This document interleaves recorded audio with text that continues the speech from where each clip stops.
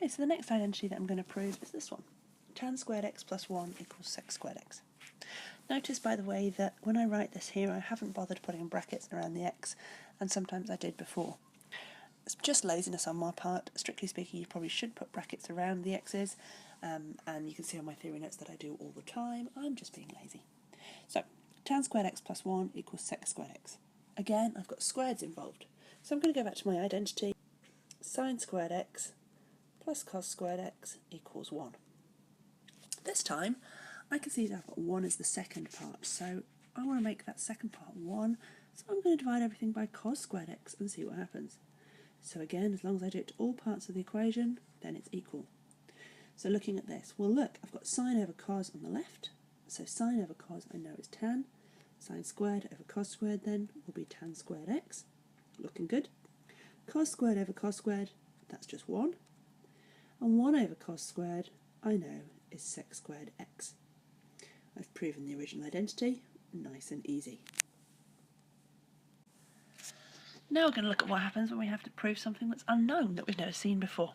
So here's a random formula, tan x plus sec x all squared is equal to 1 plus sin x over 1 minus sin x.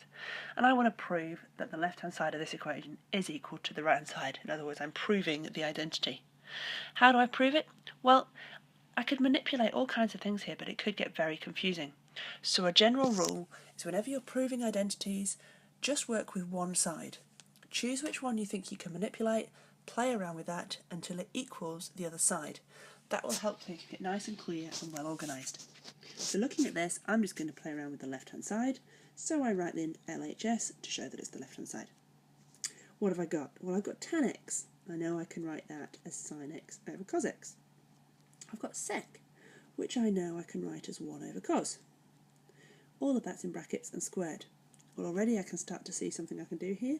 I've got cos x on the bottom of my fraction, so let's combine the two things together. So I've now got sin x plus 1 over cos x, all squared. Looking good, starting to look a bit like the equation on the right hand side. So let's have a look. What can I do? Let's split that up.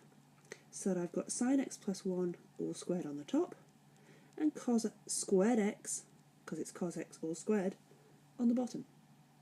How does that help me? Well, again, thinking back to my identities, I know that sin squared x plus cos squared x is equal to 1. So I can rearrange that and know that cos squared x is equal to 1 minus sin squared x. So let's write that in instead.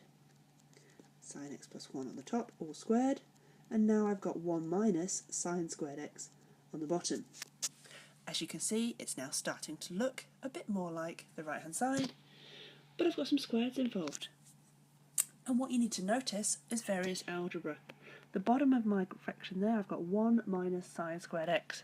1 is a squared number, sin x squared, sin squared x. I've got a difference of squares. So what can I do with the difference of squares? I can split it into two brackets. So the top of my fraction, I've got sin x plus 1 all squared. So that is sin x plus 1 times by sin x plus 1. And the bottom of my fraction, I have a difference of squares, so I can write that as 1 minus sin x times by 1 plus sin x. So I'm using my algebra skills here. Now I can see I've got something on the top and something on the bottom that will cancel, because sin x plus 1 is obviously the same as 1 plus sin x. What am I left with? Well look, I'm left with 1 plus sin x on the top, just changing it around, and 1 minus sin x on the bottom, which is exactly what I was looking for to prove the identity. So I've finished. Just a bit of a tip. Quite often when we finish proving an identity, if we want to, we can write QED. It's Latin, it stands for Quod Erat Demonstrandum, which in Latin means, here's what I have just demonstrated. A nice little way of finishing off a trig identity when it's proven. Now that was quite difficult, but hopefully you followed the steps that I made.